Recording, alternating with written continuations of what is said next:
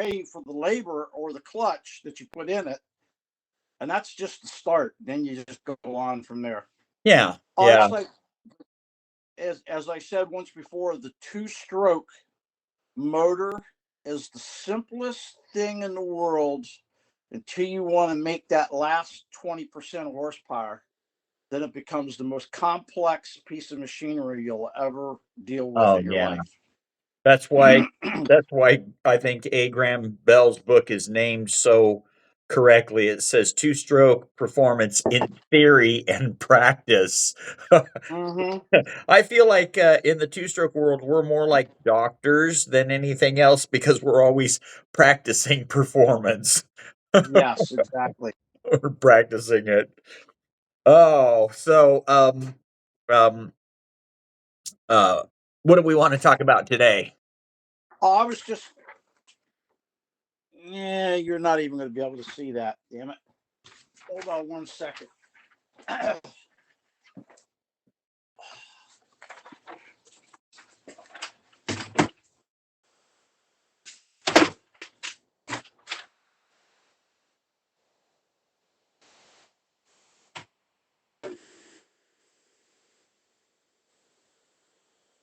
I don't know if my camera will actually even get that. Yeah, I can see it. Okay, it's hard, really hard to see. I didn't draw it. I drew it in pencil. You know what I mean? I drew it. I can't see it very good on mine. No, I can see it good on mine. Okay, good. Yeah, that's all the reed. My hand drawings of all the reed tips. And the different designs. Yeah, we need to discuss reeds. Somebody else brought up tensions, reed tensions and reed materials, and their effects on the power delivery. And of course, I'm still trying to fill in that little dip right there between 4800 and basically right as it comes off of being on what I call it off pipe power. So the power before you get onto the pipe. What do you refer to that as? I don't really have a reference. I just know that I just call it the dip that's always there. The dip, yeah. The dip. I mean, it's just I swear it's like I don't think I've seen hardly any. I'll have to pull up the last dyno run that I did on one of my racers bikes that has such a smooth power band and a broad power band, and look at where the dip is compared to where I started with it, years ago. So many things can be causing that dip. My question to you was, did shortening the head pipe help it? Yeah, okay. So shortening the head pipe now, and we've not only done it on the dyno, but I've now moved that pipe to a bike that I've ridden around. And what it did was the off pipe power, so below the dip, I gained 4 foot-pounds of torque, right? So when you're down there now, it's got more energy so that it goes through the dip faster. Okay? Okay. So the dip is still there, not as pronounced, it's still there, but you have so much more energy that you just, when you get on the throttle, and 4 foot-pounds of torque is a pretty good gain, and it just pulls itself through it. Then it matches the curve going up the face exactly until it gets to 7,200 RPM where it used to lay over. And now it goes up and over it by another 4 horsepower and out another almost 900 RPM. And then it falls off more gently. So taking the 3/4 of an inch out of the thing gave me a little bump on the bottom, gave me the same profile on the face, so it feels the same when you're between 6 and 7,200 RPM. But where it used to end and start to come over, now it just goes over the top. So yesterday I had of all the Toigers that I've built that are all here locally, Jeremy Myers has the best bottom end. It feels most a like a re-sleeved OEM cylinder. Okay, Right. because we all know that those things have a very, and I've got tons of dyno curves on those. Um, they've got a dip, but that's very small. It is more like I was going to say, if you want to see an engine without a dip, you take a bone stock 250R and make a pass on it. Now they don't make very much horsepower, but they are almost linear from 3,000 RPM all the way to about 7,000 RPM. They're just Right. smooth, right? I think it's I think that a lot of it has to do why people think, because I've had guys come in with bikes and they're like, it's just it doesn't have as much as my stock cylinder has on the bottom end. But when we dyno both of them, it actually has more. But when it comes to that transition point, this feels really weak compared to the ramp up, where on a bike that doesn't have that ramp up and it just goes like this, well, you never get that sudden pull. And so I think that Right. as our human G-force meters go, okay, well, the stock bike is just so much more powerful on the bottom because it's so linear, but in truth, it really doesn't have any more power. Right. I think that the human mind uses that as a reference point, and it goes, "Oh, look, I've lost a bunch down here because this feels so much more powerful." But I can't I can't prove that on the dyno. Matter of fact, I've dyno charts on motors that have a pretty good ramp up on them, and people are like, "Oh, well, it's got no bottom end." But my stock bike did. And then I look at the stock bike and I'm like, "No, actually, this does have more." So I think we do comparisons in our mind that don't actually line up with what is physical Right. data. Yeah, that seat of the pants, uh, when it hits that dip and then explodes, is that gets the brain all excited, and yeah, Right. it feels a lot more. But that linear power band, like you say, I mean, it really makes that person feel like, God, this has got so much more power, because it just explodes so hard. Exactly. But a With linear this, curve is so much more rideable, and oh, that makes it, absolutely. I mean, if you had in your area, if you had a bike that halfway through the corner, it just exploded, back end's coming out from behind it. Oh yeah, I mean it'll put us on the ground so fast, and that's why the bikes I build for my racers now are a huge linear power band, just like what you're talking about, and it's so easy to ride, and he can carry speed through the corner so much better, which adds to the overall speed down the straightaway because you roll out of a turn at 40 and you accelerate to 120. Well, if you roll out of the turn at 50, you can accelerate to 125. Right. Exactly. Because you're already moving that much faster as you started down the straightaway. See if I can find a piece of paper here. Um, in Salem, there's a guy, Salem, Oregon, where I used to live. There's a guy by the name of Jerry Smith who used to work on the factory teams. I think he was with, I think he was with Hodaka and then moved to Suzuki during the oh my gosh, the RM period. Right. And he drew me. Let me grab a pen here real quick.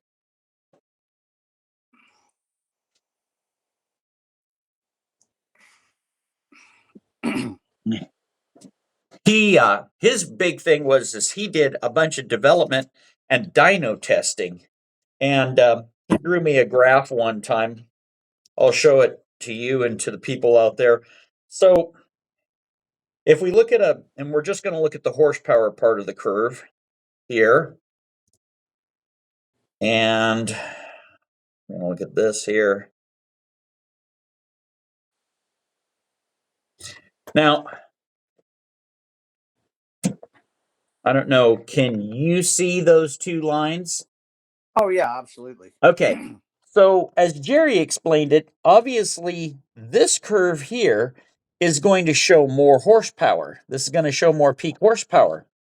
But if we color in the area underneath all of this, the usable area, the acceleration area, it is far Right. less than this curve right here.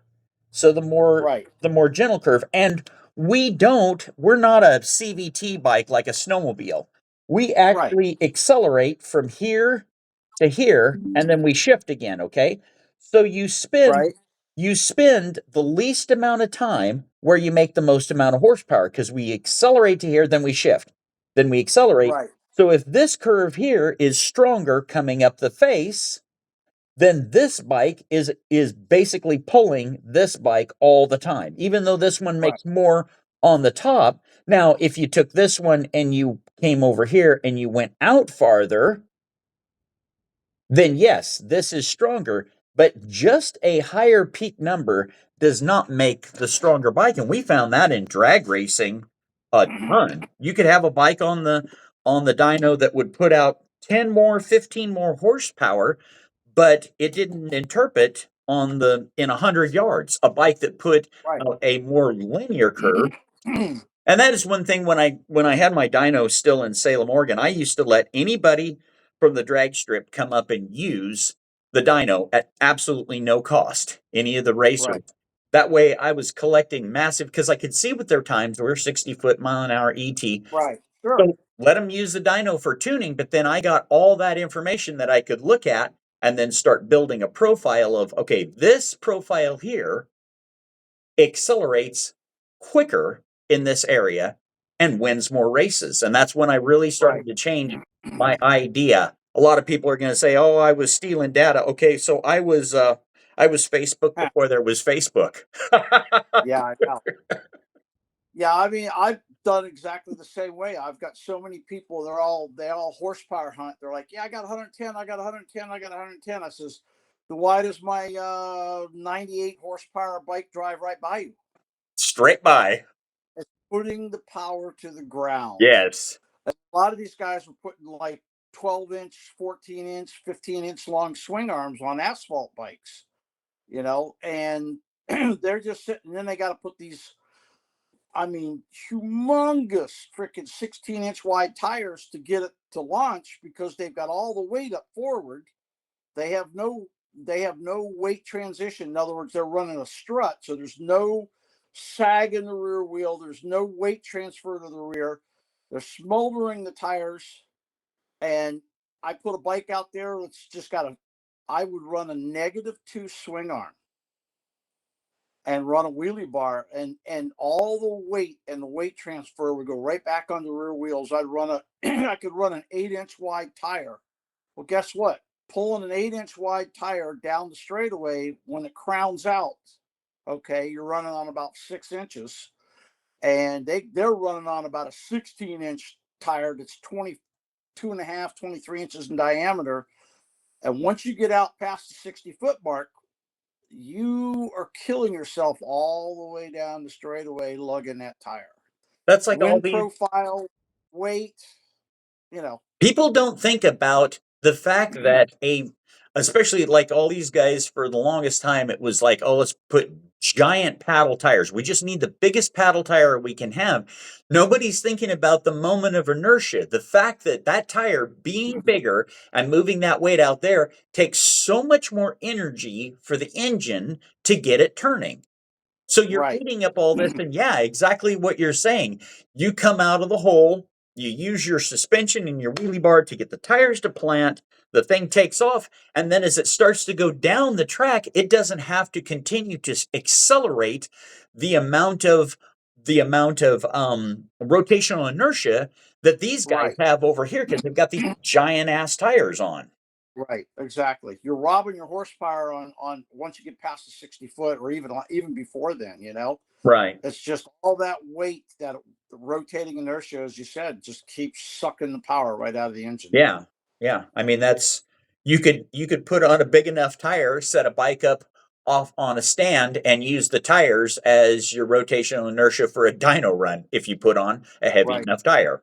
So I actually saw there's a video of a guy in Ukraine and his dyno for doing turbo cars is they flipped they cut off the bottom of a dump truck, flipped it upside down, and then built a stand over the top of it, and they just pull the car up on the tires, the rear axle, and it's a solid axle, so they're just using the weight of the tires on both sides. So it's got 4 tires on it as the inertia to accelerate. It doesn't matter what it is, it's inertia that's accelerating. And of course, obviously, the heavier that your rear end, the heavier your axle is, the heavier your wheels are, the heavier your tires are, the more energy it's going to take to accelerate them. It's just acceleration Right. is moment of inertia. That's it. Yep. So, but yeah, the thing about the reeds is, and what I'd like to have you do is make me some different reeds so that we could start doing some actual dyno and get some dyno graph on as we change the weights in the reeds. How this, the what are we calling it? That's a spring tension or what? I just refer to it as tension or reed tension, Okay, pebble the tension. reed tension. As we change the reed tension, how does that change the curve? And what has your testing? Because I mean, you've been doing this forever. What has your testing shown you as we change that reed tension, it changes the power in an X factor? Yeah, typically the less tension gives it uh, better through the low end and mid range. Hmm. Okay, that's where the improvement becomes. And then the thing is, you have to, as you keep going down, and we covered this before a little bit, as you keep going down in tension, that bottom end and mid range will get better. The top end will remain the same. Okay, Hmm. but as you keep going down, down, down in tension, bottom end and mid range gain, but then you lose it all on the top end. And the reason for that is when the motor becomes, I should say, uh, when your engine, I went all the way down like a 12,000 stick read, Uh-huh. and we run it on the dyno, and we talked about the carburetor plume and everything. What it would Yes. do is the fuels would go into the motor, and then the crankcase pressures would virtually start to neutralize. Okay, and it didn't matter on jetting, it didn't matter on anything. It would just basically the reeds would stay open, and when that crankcase pressure started to neutralize, you start to get that reversion to come back out of the carburetor. Right. That is a reed tension on the top end to limit the opening to keep the velocity up to keep everything working correctly. Yeah. And what happens is it would basically the velocity would start to slow down, the speed of the CFM would slow down, and then you get that reversion plume out the back of the carburetor. Right. You And know, you, just when you're dynoing, you're not enough. looking for that, aren't you? Yes, I am. Okay. And what I've done is I'm in the process of making you. I'm getting ready to go out of town. I'm leaving Wednesday morning at 4 a.m. Where you I headed? got a 12-hour drive. I got a 12-hour drive to my first stop, and then about another 8-hour drive after that, or 10-hour drive after that to my second stop, which is the racetrack in Pittsburgh. Oh, you going racing? Yeah, yeah, going racing. I'm going to Pittsburgh, and then very, very, very technical track. A lot of blind turns, blind corners, come over rises that are blind. Very, very dangerous sometimes. And then we go to Road Atlanta, which is pretty much about the same. Okay. And you So will we get be, two back-to-back races. and you're physically going to be racing, right? Yes, I will be racing my modern sidecar, which is a CBR 600 RR motor, and then I have a SV 650 V twin four-stroke. I just call it the turd, and I ride that in a motorcycle class as well. And just so everybody knows, you're right. You're going to be racing a sidecar, and you're how old? 72. 72. And your monkey is your wife, and how old is she? She is. I got to think about it. Hold on a second. Let me calculate it. I always She's forget. gonna kill you if she sees the video. Yep, that's what I thought. 64. She doesn't want anybody to know. So for anybody out there that loves racing, if you want a personal goal, still be racing with your wife at 74. 74, right? Is Yep. how, yeah, She's 64 on 64, 72. 72. Yeah. Still be Yep. racing. Yeah, that is definitely a goal right there. Yeah. And you guys race all the time. Whenever there's races, you're at the races, right? Right. Yeah. Typically, this year we slowed up a little bit because I was dealing with rental houses and getting rid of them and selling them, and working on my new bike that I'm developing to start marketing and racing myself. Uh-huh. Um, RZ 350 based engine, but I make the frame, the swing arm, all the carbon fiber components, meaning the fairings, the fenders, the gas tanks, the rear subsections, stuff like that. So I've been putting thousands of hours into that. I will be getting back to doing a lot of dyno testing. Mm-hmm. Um, I started. I meant to get you reads before we got on the phone again, or got on the phone again to talk, but I just haven't had the time. I'm going to make you a tensioning device so that you can measure the reads exactly the same as I can measure the reads here. So Perfect. when we start talking about when we start talking about tension at X number millimeters of lift, we need to know how many grams of tension at X number of millimeters of lift, and that way we can always be talking on the same page. Yeah, Um, I went ahead and I've wanted to do this for a long time. I had an old flow bench that was differential pressure style, which is, the style. right, But Gail Banks had done a really good video on why differential style flow benching has never been a good metric for measurement, and now what they use is MAF sensor. So they use a mass airflow sensor. Basically, they took right, their superflow and turned it into a super vacuum cleaner and put a MAF sensor in line with the thing, because MAF measures the mass of the air, because air is compressible, and because air can get hot and air can get cold. And so they've switched all to MAF, and I was like, man, that's genius, because I use a MAF it sensor is. on my dyno to measure the Uh-huh. amount of air going in to the carburetor. And so I'm like, you know what? I'm going to build myself a bench that uses a MAF sensor. So it's almost done. I'm excited to start using it and try some different things out. I'm gonna do a series of videos on different carburetor bell shapes and how they affect flow, how the flow separation happens. Because the thing about that 38 millimeter air striker that I modify is Right, the good majority of the power came from taper boring it. But we've known that taper boring has worked good for a long time. But right.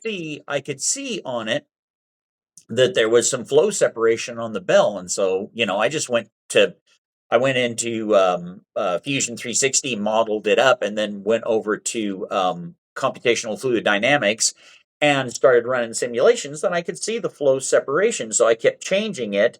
And what's funny is, if you change it a bunch, you end up a big problem. You find that the big problems get you your big gains, right? When you fix those, but it's all those little problems that, if you can fix those, then you get these little incremental gains. But if you add 10 of those up, now you have a big gain. So in the beginning of a career, it feels like we look for all the big things, but then at this part in my career, at least, I'm looking for all those little pieces, you know? Right. And so so that fixed it.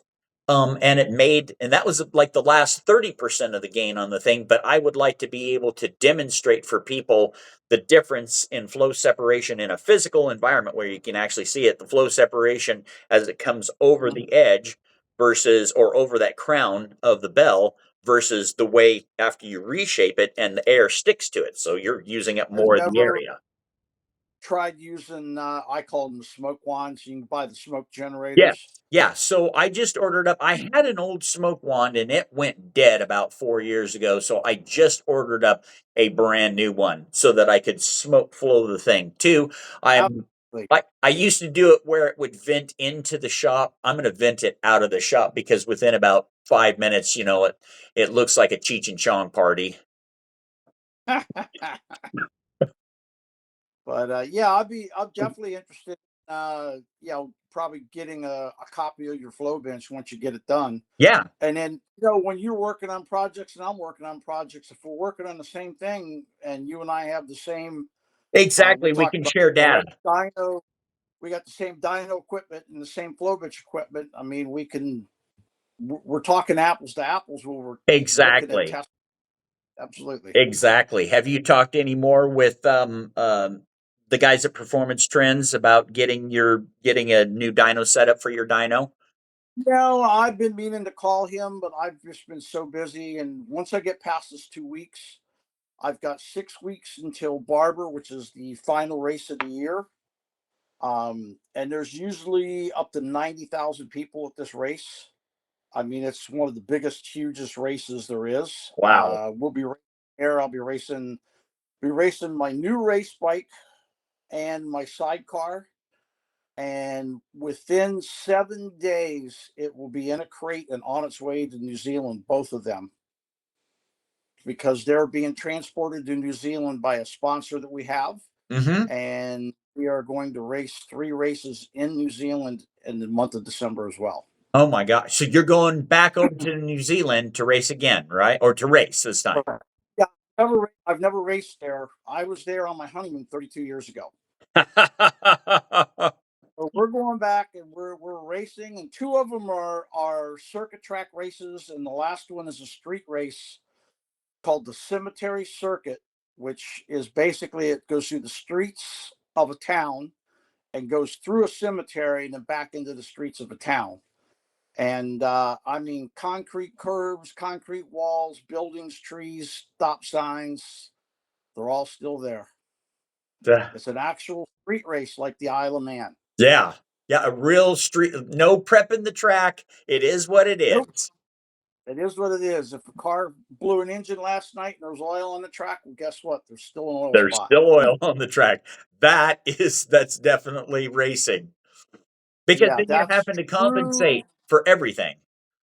Yeah, that is true. What they call road racing. Everybody thinks of road racing. They think of all the circuit tracks, MotoGP, going around a racetrack. No, actual true road racing is on regular streets of a town or a city or a countryside. And they close those streets and they allow you to race on them. That's road racing. Yeah, that is road racing. Yeah. Yeah. Completely different than what the modern be. And what's funny is the people that are of a younger generation, of course, they look at road racing and they look at the tracks, but that's not where it started. It Not at started with all. a bunch of guys blocking off streets through a town and saying, "Let's have a race." Yep, exactly. Yeah. So and so the bikes are you're racing these bikes and then they're getting shipped over to New Zealand, right? Yeah, you broke up for a second Oh, there. I'm racing. Yeah, I'm racing.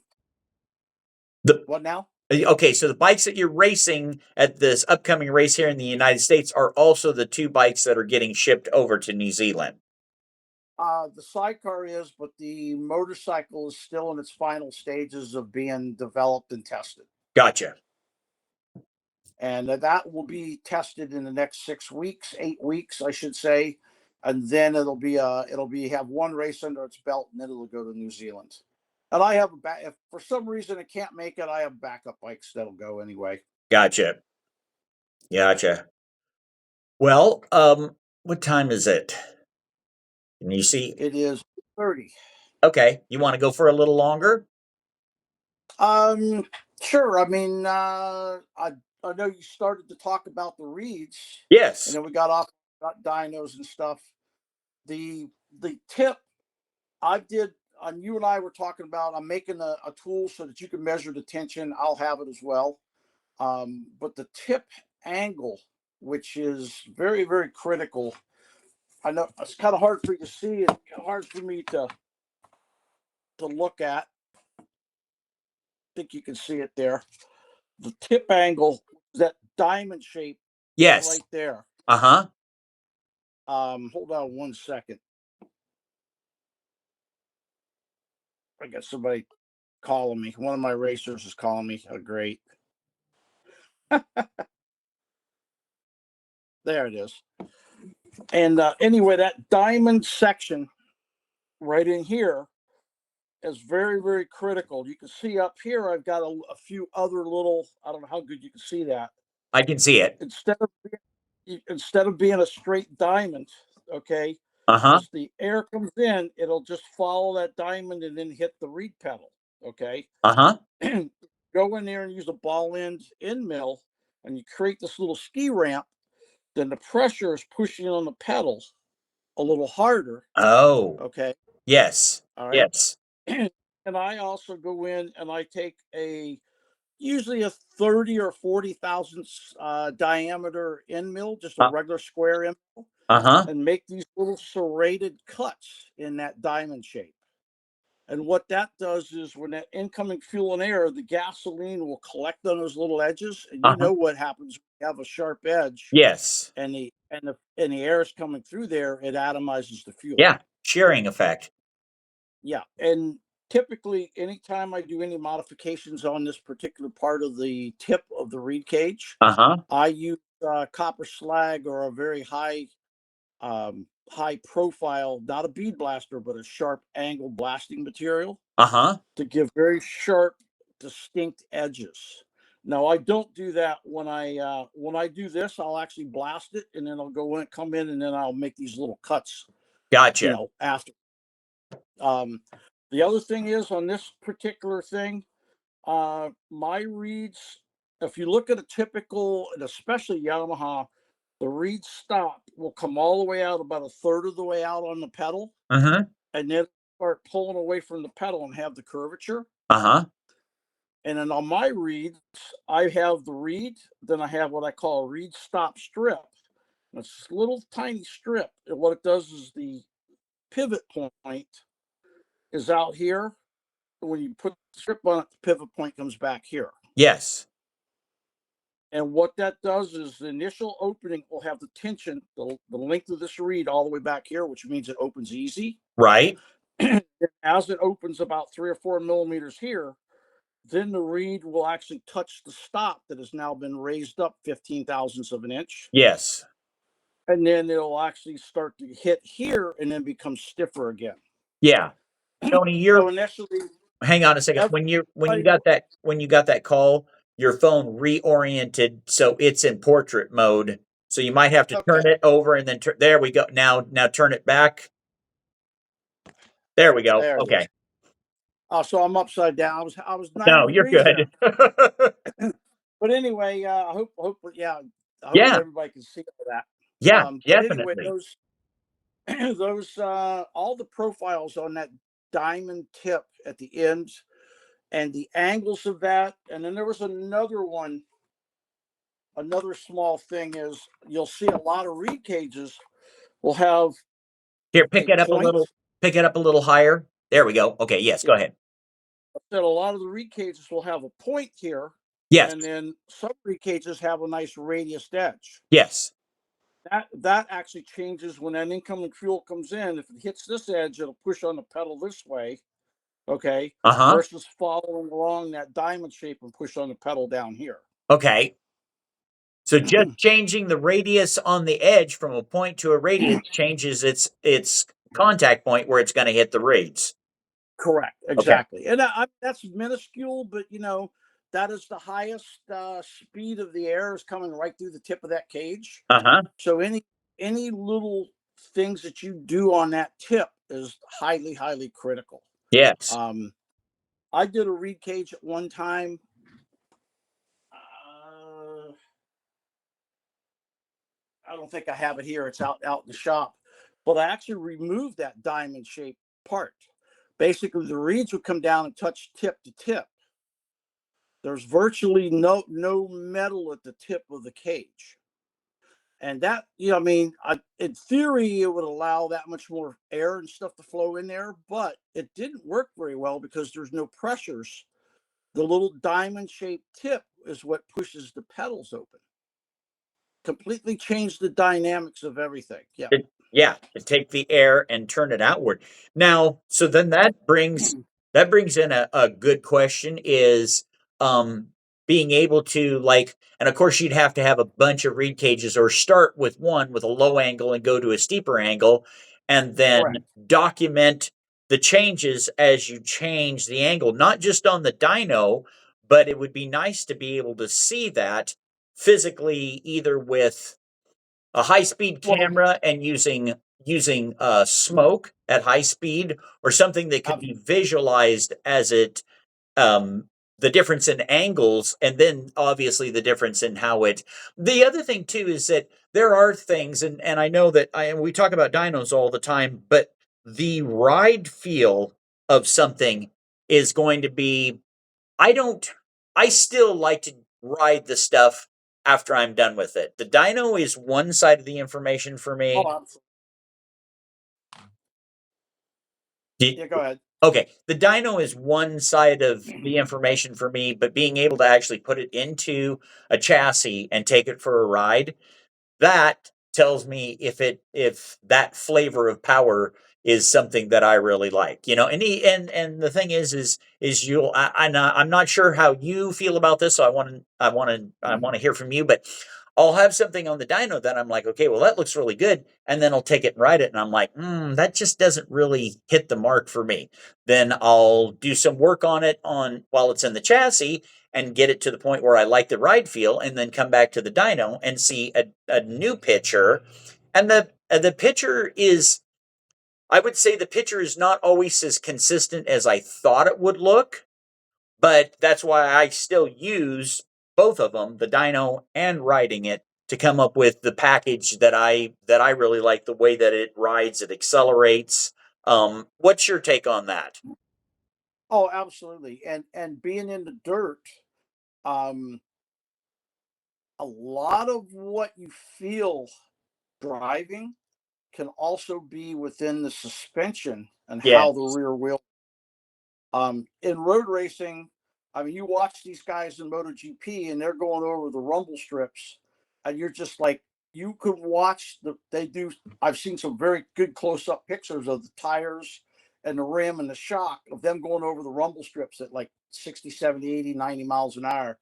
And it is so amazing to watch everything get distorted and carry and go over that. And you got to realize that suspension has to work to keep the tire on the ground as much as possible to have the traction. Otherwise, it's spinning and then you're not moving forward. Yeah. Yeah. You The don't same thing, even accelerate. in the dirt, it's a little bit different because the dirt at most of your drag strips is relatively flat. But if you really look at it, it's not, you Right. know. And the consistency of that, I always, when I was setting up everything, would paint a white line. You see, all your drag cars, they do that. Paint a white line on your slick or on your paddle tire. Put that vertical white stripe, and then have somebody video it from the side, Uh-huh. and you can watch where it will start to spin up if it's not getting traction. Right. And there's that ratio of traction versus forward movement has to be at a specific rate, and that will give you your best acceleration, but it'll also give you the best feel of driving. Right. I mean, that's the thing that you as the passenger, you as the driver, have to discern. Okay, is the motor not accelerating forward, or is the tire slipping and not accelerating forward? Now you run data acquisition on your race bikes, right? Correct. Yes, I do. And you're measuring for you've got what kind of what kind of speed sensors? Like do you have accelerometers and wheel speed sensors and RPM sensors? Correct.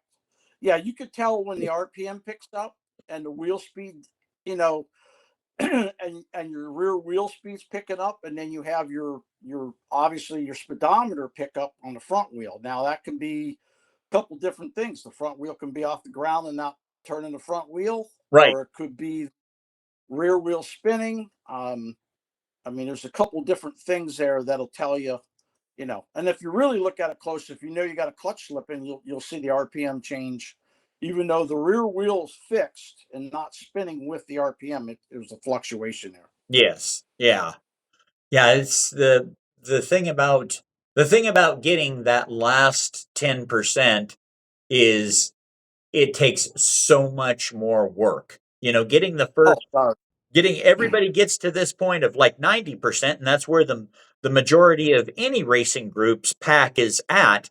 And then you have the one person or the one team that just pushes for those last few percentile, and then they always emerge from the pack as the winner because they Mhm. they put in the work. I say they put in the work. Sometimes it's just blind luck. You find that thing during experimentation that you didn't know.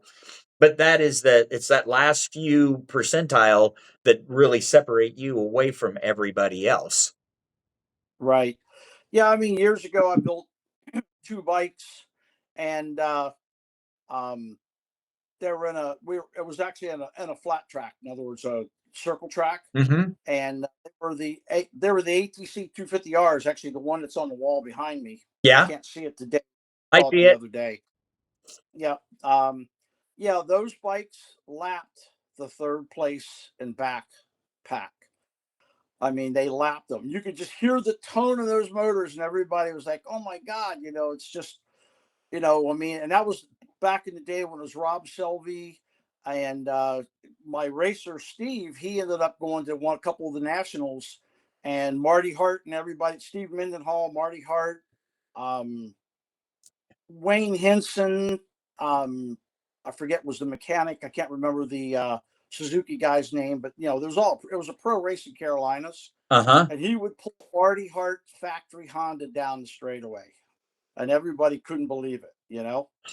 Um, he got hung up in the gate and didn't finish well, and but he did incredible compared to everyone else in the field out there. Yeah. And that kind of put my name on the map back in the days of three wheelers.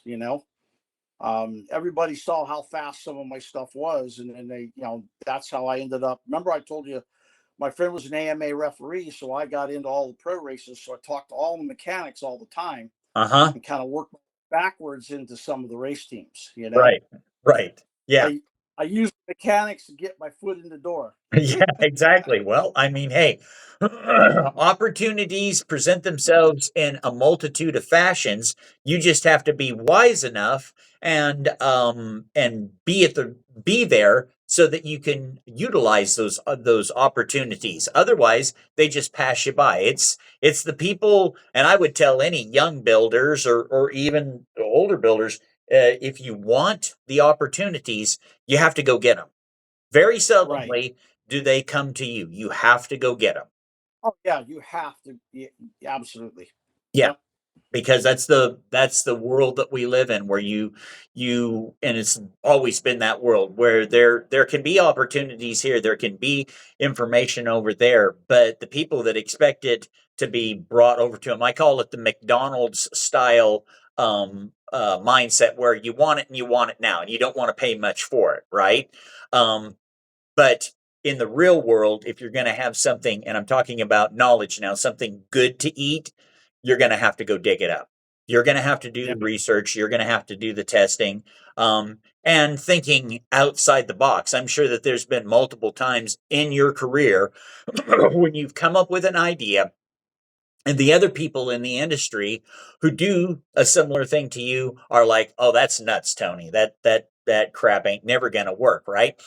And then pretty soon, after you've proved that it works, then everybody's like, "Oh yeah, well we're doing this now because it works so good." And you're thinking to yourself, "You're the same guys that were saying it was stupid when I started out on it, and now you're a bunch of copycats." And that's Right. that's to be expected. So, I mean, Oh, sure. it's a little bit annoying, but it is what it is. I mean, Mhm. if you're gonna do good, like I always say, a secret is only a secret until you reveal it on the track. Once people see that you're going faster, then they're gonna ask the question, why? How is it? Yep. And they'll start looking over your stuff, and eventually the smart ones will figure out, oh, I see, this is what he did. Sometimes it can be something external on the bike. Sometimes it's something internal, but but you have these little spurts in technology, all throughout technology, all throughout human history, where things will go along and then somebody will figure something out and then they jump up here and then eventually the whole or everybody else jumps up here and then things will go along for a little while longer and then somebody jumps up and then in a matter of time everybody jumps up to there again. Do you follow anything in NHRA drag racing? Not very much. I used to, but not so much anymore. Yeah, so Force has been doing incredible. She just set the fast, well, I think she did it two times in a row now, set the fastest pass and then broke her own record. Yeah, I Um saw that. yeah, I think now she holds, and I could be wrong about this, but she holds all the NHRA records except for one that she'll never get, and that is most race winning careers because her father has that one, and because as how they changed the rules years ago, nobody will ever have more than what John has, but his Right, daughter will probably have more than anybody else. She's an animal in a car. I've seen her right. crash that thing, slam it into the wall, get out of it, and tell the crew get the other car out. We're still in we're Yeah, still in the running. Get out the other car. yeah. That's funny because we had a swimming pool put in at my house, Uh-huh. and it came the owner's son went to high school with Brittany. Really? Yeah, and went to her wedding and everything. Yeah. You can tell there is, we talk about a racing pedigree, and there it definitely does. I think it's both nurture and nature, right? The environment that you're in and the fact that you came from that kind of a thing, but definitely you can see it in their family where it's like, uh, dad is an awesome drag racer and driven. I mean, John is driven Right. to win, Oh, totally. and Brittany is just as driven to win. And not just the fact that she has the desire to do it, but she also has a skill set to do it too.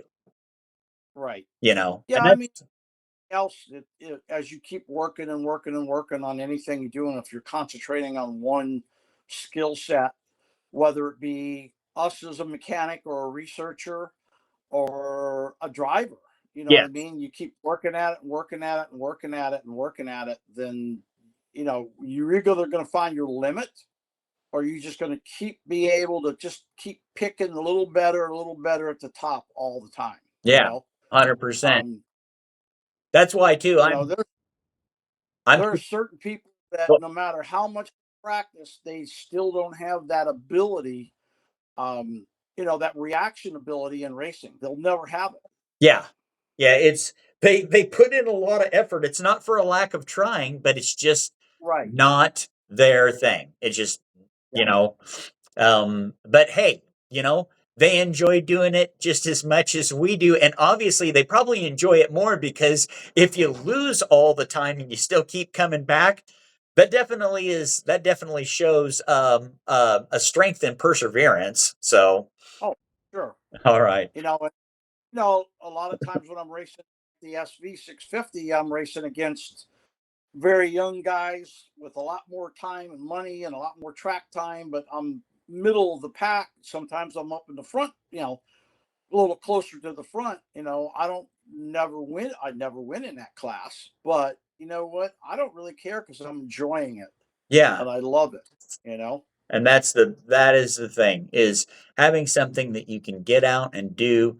It's not virtual reality. This is real reality. So I would Oh, tell the young people out there, get out from behind your phones, get out from behind your virtual reality simulators and go riding, go yep. racing. Because there is nothing that fuels that need. You guys have got fake cocaine. We're sniffing the real stuff. We call Yep. it race fuel. So Yep. methanol, the crazy stuff. It's called the red mist. Yeah. That's when you go through the turns and you get that your eyeballs are open and you're almost tearing up because you scared the living shit out of yourself, and then your eyes get all red. It's the red mist. Yep. All right, buddy. Well, we'll call it a day on this one. I got to get going, and I know you do too. So thank you once again. We need to get back together, but I know you're going to be busy. So when you get some more time, let's do it again. I know maybe we should do a Monday mornings wouldn't be a good time. I'm usually getting up early in the morning and driving, but I don't know, maybe we can do a race report. Oh, that would be awesome. Oh, hell yeah. Let's do that. You Yeah, know, I let's can do that. just walk at I'll figure out a fairly good time where I can kind of walk through the pits, walk up to the wall where everybody's racing, and just do a real quick, just a quick one. You know. Yeah, let's do that. Sounds good, buddy. All right. Talk to you later. All right. Talk to you later, bud. Bye.